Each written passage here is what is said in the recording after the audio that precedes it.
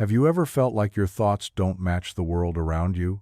Like everyone else is tuned into one frequency and you're receiving transmissions from somewhere else entirely? It's not arrogance. It's not delusion. It's awareness. A strange, quiet kind of awareness that begins to stir the moment you realize you can't unsee what others refuse to look at. You sit in a room full of people nodding along, and all you can think is, none of this makes sense. The truth is, some minds aren't just different. They're wired for depth, for complexity, for a kind of perception that feels more like remembering than learning. You're not trying to be special. You're just awakened. The price of that awakening is never quite feeling like you belong. Carl Jung spoke of individuation, the process of becoming your true self, not the self the world taught you to be, but the self that was buried under layers of masks, obligations, and borrowed expectations. Few ever reach it. Most never even start. But those who do begin to notice something. Their thoughts don't just break the mold, they dissolve it entirely. And that's what this message is for. For the ones who don't fit the narrative because they've started writing their own. For the ones who see meaning in silence, who trust their dreams more than society's blueprints. You're not alone.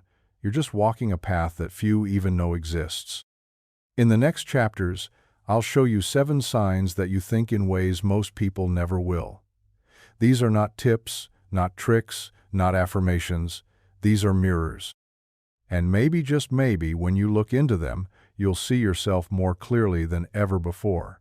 Because once you recognize how rare your mind really is, you stop apologizing for it. And that is when everything begins to change. You've always been that person. The one who doesn't just nod along when the crowd claps, who asks why, when everyone else is busy asking how. You weren't trying to rebel. You were just curious. Deeply, stubbornly, uncomfortably curious. While most people follow scripts, family roles, cultural expectations, social norms, you hold the paper up to the light and look for the watermarks. Something in you refuses to play along just because that's how it's always been done. You question holidays. You question marriage. You question the 9-to-5 grind, the way people chase money, the way they define success, the way they perform identity. You're not trying to dismantle the world. You're just not willing to live in a version of it that doesn't make sense to your soul. Carl Jung called it the collective unconscious, the inherited framework of beliefs, symbols, and behaviors that guide most people without them even knowing it. You see it in action every day. In the way people cling to tradition like it's truth. In the way they repeat the same patterns generation after generation, without stopping to ask if those patterns ever brought them peace. But you ask. You observe.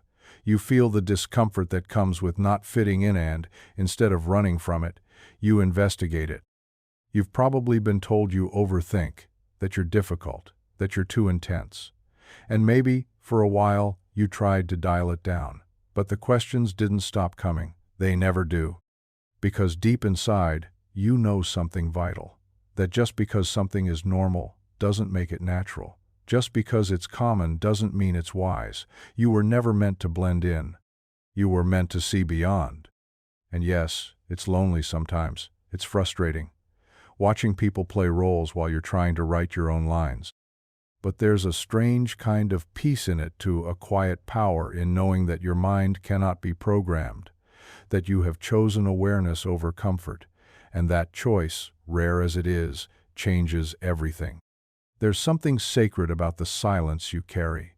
Not the awkward silence that others rush to fill, but the kind that feels like home. While most people treat quiet like a void, something to escape, something to numb with noise, screens, or small talk, you listen to it. You sit inside it, and strangely, that's where you feel most alive. It's not that you dislike people, it's just that the crowd rarely speaks your language. Where others see silence as a lull, you see it as space. Space to think, to feel, to untangle the threads of things left unsaid. Solitude doesn't scare you, it heals you. Because in that stillness the static clears, the surface fades. And what's left is truth, raw and unedited. Carl Jung spoke of individuation as the unfolding of the self, not in noise, not in external approval, but in the quiet reconciliation between the conscious and the unconscious. That reconciliation rarely happens in a room full of voices. It happens in stillness. In the moments when the world goes quiet and your inner voice finally gets the mic. You've probably been called distant, detached, even antisocial. But the truth is, you're deeply connected, just not in ways the world always understands. You connect through presence, through energy, through the unsaid. Because you've realized that real communication doesn't always need words. Sometimes the deepest conversations happen in the silence between them. And maybe you've noticed it, people who sit with you in that silence often stay. Because you make quiet feel safe. You give it weight. You make it mean something. That's not common. Most people flinch when the noise dies down. You breathe deeper. This isn't emptiness. It's presence. It's listening. It's a rare ability to feel the world, not just react to it. And in a time where constant noise is the default, your calm is revolutionary. Because the more the world distracts itself, the more powerful it becomes to simply be still and actually hear yourself think. You've always had that strange ability. While others are focused on the surface, you're already 5 layers deep, weaving together thoughts, emotions, and meanings that no one else seems to notice. You don't just observe the world, you interpret it. You decode it. You read the spaces between the lines. It's not a skill you learned, it's the way your mind was built. Someone says something casual, and you hear the pain behind their smile. You walk into a room and instantly sense the tension before a word is spoken. You watch someone's habits and already understand the wound they're avoiding. It's not magic, it's pattern recognition. It's the mind's quiet ability to connect the invisible dots others overlook. Carl Jung called this process amplification. It's what happens when the unconscious starts speaking through symbols, metaphors, recurring emotions. You don't just hear what's said, you feel what it means. You see archetypes, recurring themes, cycles repeating themselves in new disguises. Most people live in a straight line. You think in webs. That's why small talk drains you. Why superficiality makes you itch. You crave depth, layers, complexity. Not because you want to feel superior, but because your brain can't settle for the obvious. It needs meaning, and if it doesn't find it, it creates it. But that gift can be isolating too, because when you try to explain what you see, people look at you like you're reading a language they were never taught. You've probably been told you're overthinking, that you're reading too much into things, but deep down, you know you're not. You're just seeing what others won't or can't. And sometimes it's exhausting, feeling everything before it happens, noticing shifts that others deny, sensing when someone's words don't match their energy. But even in the overwhelm, there's a strange kind of clarity. You're not lost in the chaos, you're tracking it. You understand that nothing is random. Every story leaves a trail. Every behavior reveals a pattern. This way of thinking isn't easy, but it's real. And in a world drowning in distraction, illusion, and repetition, your ability to perceive patterns is more than insight. It's a form of inner vision, a gift disguised as burden, a truth the world won't always thank you for, but one you were born to carry. There's a moment, subtle but unmistakable, when you stop caring whether people clap, when the approval that used to fuel you begins to feel empty, transactional, hollow. And that moment changes everything. Because while most people spend their lives molding themselves to fit the room, you began shaping yourself to fit your truth. And the room? Let it adjust or empty. You don't perform. You don't pander. You don't sugarcoat your voice just to be heard. You've walked away from circles where silence was the price of inclusion. You've been misunderstood, misread, even labeled too cold, too intense, too different. But instead of bending, you stood still, rooted. And that stillness made people uncomfortable. Not because it was wrong, but because it couldn't be controlled. Carl Jung wrote that the privilege of a lifetime is to become who you truly are. But what he didn't say outright is how costly that privilege can be. When you stop chasing validation, you start walking alone. Because most people don't want you to be real. They want you to reflect their expectations, and when you don't, they leave, or they push, or they tell you to dim. But you don't. Not anymore. You've realized that truth is a compass stronger than applause, that the likes, the compliments, the temporary acceptance, they don't mean peace, they don't mean alignment. And without alignment, no praise feels like love. You stopped waiting for someone to tell you you're enough, because you already are. And once that clicks, the noise loses its power. People may not always get you. You may sit in rooms where your thoughts feel like a different language, but don't shrink, because truth, real truth, rarely wins popularity contests. It walks quietly, unshakably. And while others chase relevance, you've started chasing something much harder to fake authenticity. You're not here to fit in, you're here to wake up, to say what others won't, to think what others fear, and that kind of integrity doesn't just change conversations, it changes lives. Most people run from discomfort. You walk into it, not because you enjoy pain, but because you know it's the only place where truth doesn't hide, where others repress, avoid, deny you, explore. You dig. You listen to the echoes inside the wounds, and even though it hurts, something in you refuses to look away. Carl Jung called it the shadow self, the parts of us we disown, reject, bury deep beneath personality and performance. It's not evil, it's not broken, it's simply the truth we were taught to fear. And while most people spend their lives pretending those parts don't exist, you've begun the work of facing them, of integrating them, of giving voice to what was once silent. You've noticed it. When something triggers you, you don't lash out, you reflect. When you feel jealousy, fear, anger, you don't shame it, you study it, not to indulge it, but to understand its source. Because beneath every reaction lies a story, a scar, a belief, and you're not afraid to trace it back to its roots. This makes you psychologically braver than most. Because healing isn't light and crystals and perfect mornings, it's messy.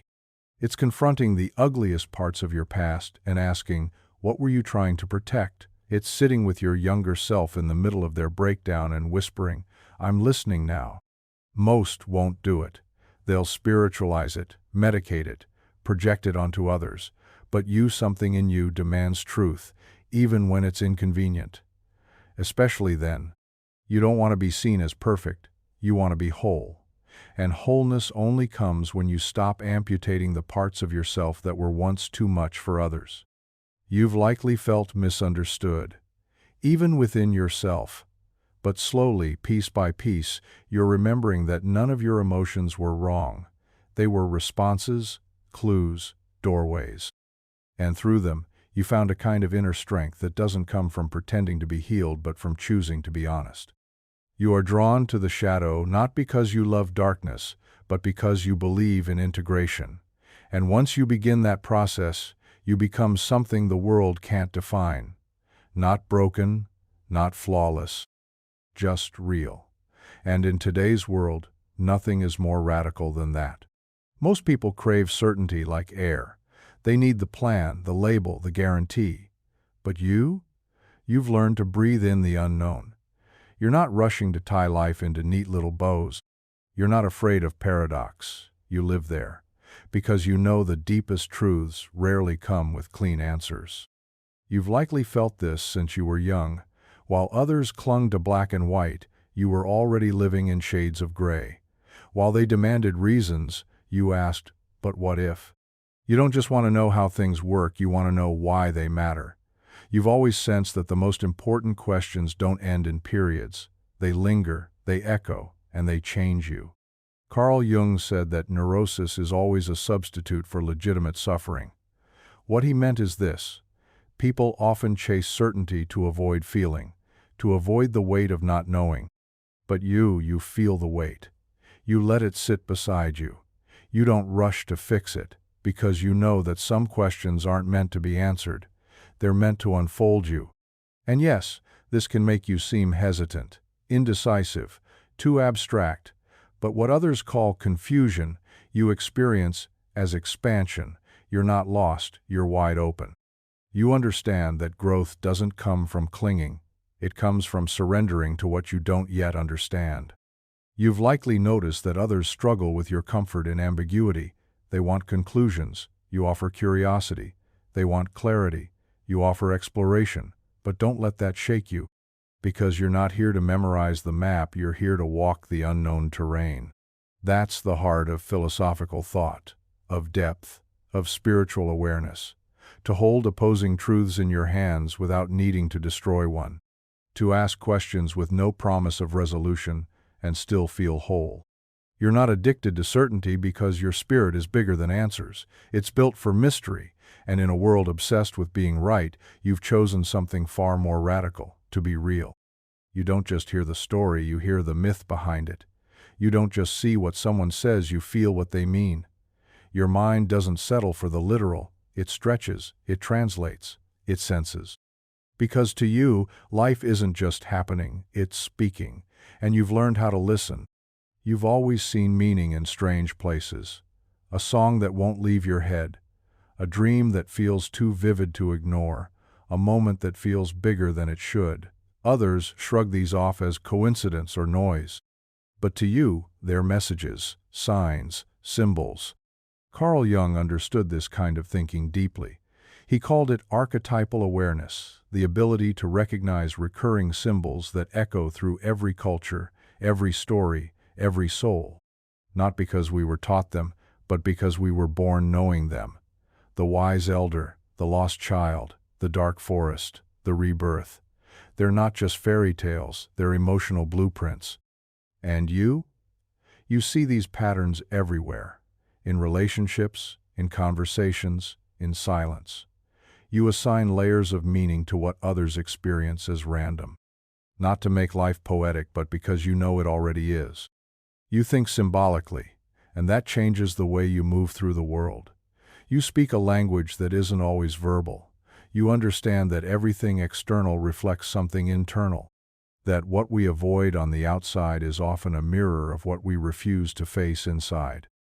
This doesn't make life easier, it makes it heavier, more layered, more alive. But it also gives you access to a kind of wisdom most people miss because they're too busy taking everything at face value. You don't just live the moment, you interpret it. You pull it apart. You extract the essence. That's not overthinking, that's depth, that's the gift of symbolic vision. And in a world addicted to instant gratification and surface-level everything, your ability to find meaning where others see nothing is a kind of rebellion, a kind of clarity, a kind of inner revolution.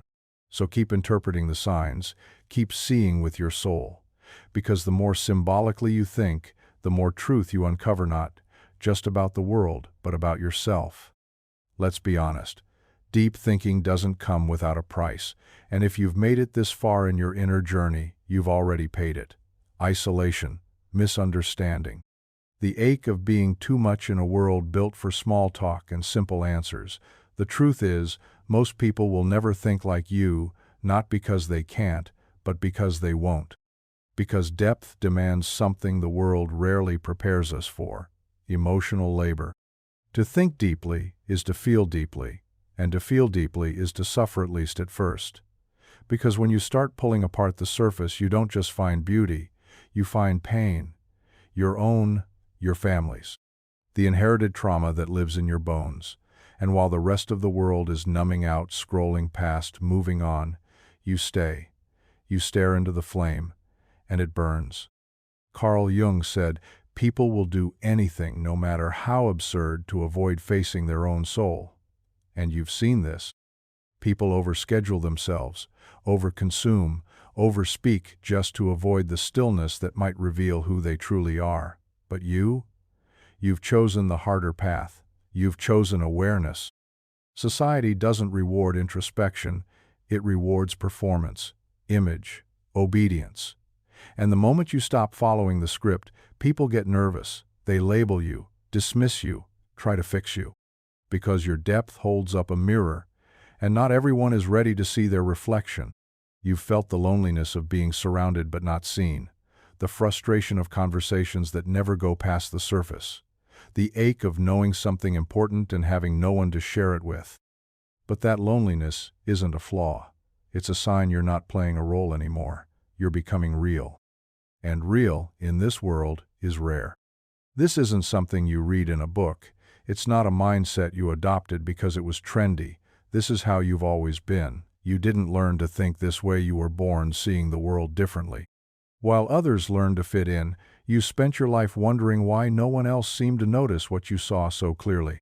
You're not smarter. You're not better. You're simply built to feel more, sense more, question more. This isn't about IQ. It's about sensitivity, pattern recognition, an intuitive awareness that pulses beneath your logic like an underground current. You hear what isn't said.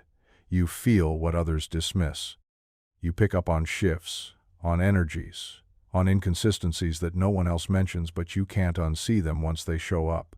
You've likely been told your whole life that you're too sensitive, too intense, that you read too much into things. But what if that's not a flaw? What if that's the exact mechanism through which your mind was designed to navigate the world? Carl Jung often explored the concept of the old soul, someone who, without effort or ego, carries a kind of ancient awareness. That may be you, not because you've lived more years, but because you've lived more inwardly. You've walked through your own emotional terrain with the curiosity of a seeker, not the detachment of an observer. You weren't taught to think symbolically. You just did. You weren't taught to analyze dreams, to question norms, to stare into the quiet and find answers, yet you've always done it. Because this kind of thinking isn't passed down in classrooms. It's woven into your inner fabric. It's in how you process the world, how you relate to others, how you sit with pain, how you long for meaning. Most people are trained to think in straight lines. You think in spirals, in cycles, in stories. And that wiring isn't something to suppress, it's something to protect. Because the world will try to flatten you, simplify you, dilute your questions so they fit into palatable categories. But now you know. You were never here to be easy to understand. You were here to remember what most have forgotten and to think in a way that might just wake the world back up. It's not easy living in a world that doesn't speak your language. When your thoughts move like rivers, and everyone else seems content floating in puddles, you start to wonder if something is wrong with you. You spend your life feeling like an outsider, not because you don't care, but because you care too much. Not because you don't understand people, but because you understand them too well. There's a heaviness that comes with thinking deeply. Not everyone sees it, but you feel it in your body, in your silence, in the way your mind can't stop unraveling things long after the moment has passed. You replay conversations. You dissect tone. You sense the emotion behind the words, the pain behind the smiles, the stories between the lines. And it's exhausting, not physically, soulfully. Carl Jung once wrote, "Loneliness does not come from being alone, but from being unable to communicate the things that seem important to you." And you know that kind of loneliness well. The ache of sitting with a truth so rich, so beautiful, or so haunting and realizing there's no one around who would really understand it if you shared it. This isn't bitterness, it's grief. The kind that comes from seeing the world so clearly that you start to wish you couldn't. Because when you think like this, you don't just live life, you feel it pressing against your skin every day. You see the broken systems, the emotional blind spots, the unspoken pain passed down like family heirlooms. And sometimes you wonder if it would be easier to unknow it all, to go back, to blend in. But you can't. You've already opened the door too wide to close it now. And even in the lone line 7 in the wait, there's a strange kind of clarity. You're not lost, you're just rare. And rare things often walk alone. Not because they're not needed, but because they take time to be understood. It might not always feel like it, but this world needs people who think like you. Not just to feel deeply, but to see clearly, to challenge the narratives, to question the structure, to imagine something more human, more awake, more whole. Deep thinkers like you aren't just introspective, you're revolutionary. You don't follow trends. You don't accept systems just because they exist. You don't speak to fill silence. When you talk, you mean it. When you create, it's from the soul. And when you care, it's with your whole being. That's not just personality, it's power. Carl Jung understood that true transformation begins inside, that the collective only evolves when the individual does. You are that individual, the system challenger, the quiet disruptor, the one who dares to feel in a world that numbs, who dares to question in a world that obeys, who dares to dream in a world that forgot how. Most people don't know how to hold their pain, so they hand it off. But you've learned to sit with it, to metabolize it, to turn it into meaning. And that is sacred, that is rare, that is needed. Because while the world races toward faster answers and louder opinions, your depth becomes a grounding force. Your presence interrupts the noise. Your thinking creates ripples that don't fade, they echo. You are not a distraction, you are the pattern breaker, the legacy changer, the voice that whispers what others aren't ready to shout. There is another way. You may not get applause, you may not be understood, but don't mistake that for irrelevance. The work you're doing, the internal work of awareness, reflection, integration, the work that heals generations, quietly, subtly, unseen by most, but felt by many. So don't shrink, don't rush, don't compromise. The world doesn't need another echo, it needs your voice, the rare, grounded, awake voice of someone who refuses to live on autopilot. Because when someone like you chooses to stay conscious in a world that thrives on distraction, it's not just an act of rebellion, it's an act of service. When your mind runs deep, your energy runs sacred, not loud, not flashy, but vital. And like anything sacred, it must be protected not out of fear, but out of reverence. Because the truth is, not every conversation deserves your insight. Not every room deserves your presence. Not every voice deserves your answer. You've probably learned this the hard way, sharing your thoughts in spaces where they were met with blank stares or performative nods. Dimming your expression just to avoid the discomfort of being too much in a world addicted to shallow. And every time you did, something in you quietly shrank. Not out of weakness, but fatigue. Carl Jung once said that loneliness is a gift from the soul when it needs space to grow. And maybe that's where you are now, learning the difference between isolation and preservation, realizing that not every empty moment needs to be filled, that your solitude isn't a symptom, it's a sanctuary. It's okay to outgrow conversations, to walk away from circles where small talk is currency but depth is taboo. You weren't made to perform, you were made to reflect, to listen, to move through the world with intention. So when the noise gets too loud, step back. When the room starts to feel crowded with masks, leave. Not to punish, but to protect. Protect your thought power, not because it's fragile, but because it's rare. Guard your energy like you would a flame in the wind, not from judgment, but from extinction. The more deeply you think, the more sacred your silence becomes. Let it remain sacred. Build your sanctuary inside and out. A space where your mind can roam freely without needing to translate itself into something more palatable. A space where your energy can regenerate. Because when your energy is clear, your thoughts are clearer. And in that clarity, something awakens, something most people spend their whole lives trying to find outside, not realizing it lives within.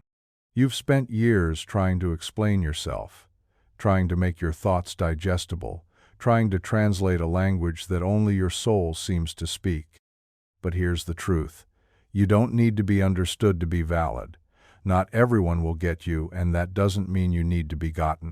Some people will call your silence cold, your questions strange, your insights unnecessary. But that's not about you. That's about what you mirror. Because when you think deeply, you reflect things most people aren't ready to see in themselves. And that reflection can feel like a threat. Carl Jung taught that we project onto others what we can't yet face in ourselves. Your depth, your awareness, your clarity, it might feel like too much, not because it is, but because it exposes what others have spent a lifetime hiding, so they'll label it, reject it, distance themselves from it. Let them. You are not here to be edited into someone else's comfort. You're not here to shrink your mind to fit someone else's vocabulary. You're here to think, to feel, to evolve. And that path will sometimes be lonely, but never wrong. Stop handing your self-worth to people who haven't done the inner work to hold it. Stop trying to be understood by those who've never even tried to understand themselves. Your existence is not a debate. Your insight is not a negotiation. You are not an essay waiting to be graded. You are a presence, a process, a pulse of awareness in a world addicted to autopilot. And even if no one ever fully understands you, that doesn't mean you're lost. It means you're leading. Because the ones who go first always walk alone for a while. Not because they're unworthy, but because they're ahead. You don't need to be explained. You need to be honored. And that honoring begins with you. If any part of this message felt like it was written for you, that's because it was. You're not imagining it. You are different. And not in a way that needs fixing, but in a way that needs protecting, honoring, and finally, owning. You think in ways most people never will. You feel in places most people never touch. And while that might have made you question yourself for years, I hope you're beginning to see what it really is. A gift. A gift not measured in productivity, popularity, or praise, but in depth, truth, and presence. You've walked through life noticing things others missed, feeling things others ignored, asking questions that didn't always have answers. And still you stayed curious. Still you kept growing. Still you refused to abandon yourself just to belong. That's not weakness. That's power.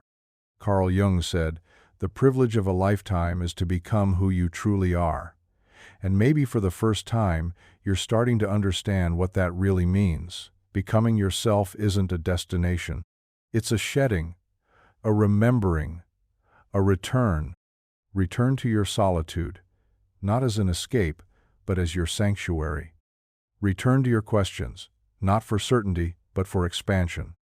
Return to your truth, not for validation, but for alignment. The world doesn't need another echo. It needs your voice, quiet, deep, intentional. It needs your lens, your patterns, your questions, even when they don't clap, even when they don't understand. Because minds like yours aren't here to entertain, they're here to awaken. So don't apologize for seeing what others refuse to see. Don't shrink your thoughts to fit someone else's comfort zone. And don't wait for permission to be the rarest thing in the room yourself. If this message reached something inside you, if it named something you've always felt but couldn't explain, share that. Leave a comment. Tell your story. Because when one deep thinker speaks, others finally feel seen. And that connection, that resonance, it's not random. It's recognition. You don't need to be more like the world. You just need to be more like you. Own it, and never look back. This story was brutal, but this story on the right-hand side is even more insane.